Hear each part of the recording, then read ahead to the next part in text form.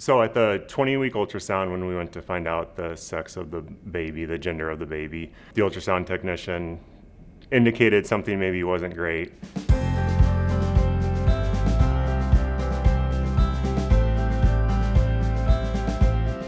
It turned from learning the gender to learning that Drew did not have fibulas. They weren't sure what else was going on at that time. They didn't know if it was fatal. We were kind of left really up in the air. And then we started having more frequent ultrasounds. We were at University of Iowa hospitals and clinics for those appointments. After Drew was born, he stayed in the NICU for about 10 days, and groups of physicians and all the teams kind of got together and they tried to figure out what Drew was dealing with. His right hand was fused completely together, and we knew he was going to be a double amputee. The leg doctor, the person who eventually performed the amputations, visited Drew in the NICU, looked at him, saw him within the first few days of his life. So we received that care related to his legs literally within a couple of days of his being born while he was still in the NICU. Probably the thing that causes me to lose the most sleep. Adrenal insufficiency is when your body doesn't make any cortisol. We've had to be extra careful. What would be easy for most of us or a lot of people, we've just experienced it's not like that with Drew. Drew is probably the happiest kid you'll ever meet, the most positive kid. He's snuggly, he's chatty, he's outgoing, he loves talking to people. Really, he's one of the nicest people that I know, and he just exudes kind of that just personality. I like to do for fun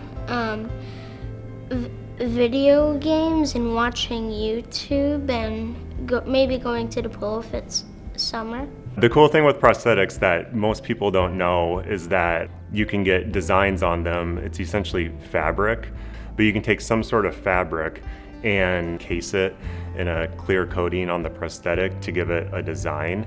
And Drew's first set of prosthetic legs had an Iowa Hawkeye design. For his whole life, the care that Drew has received has been above and beyond. I always feel comfortable, confident. I know that these people are the ones that I can turn to give us answers, and they're gonna do their best to figure things out for us.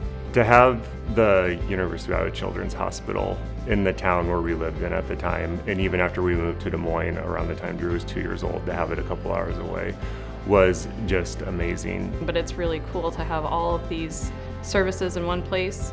Child Life is pretty awesome. They've really coached Drew through several things and distracted and made him happy, and I don't know, I can't say enough nice things about it. We could transfer all those to Central Iowa hospitals, but we choose to continue to come to the Children's Hospital because we believe so strongly in the care we get.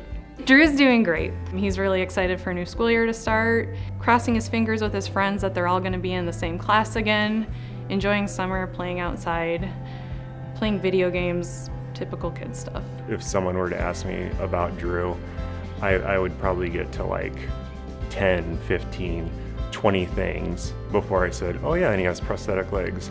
Oh yeah, he has 3 fingers on his right hand. Oh yeah, he has a few other health issues that maybe aren't quite as noticeable. It just does not define him and doesn't define us as a family.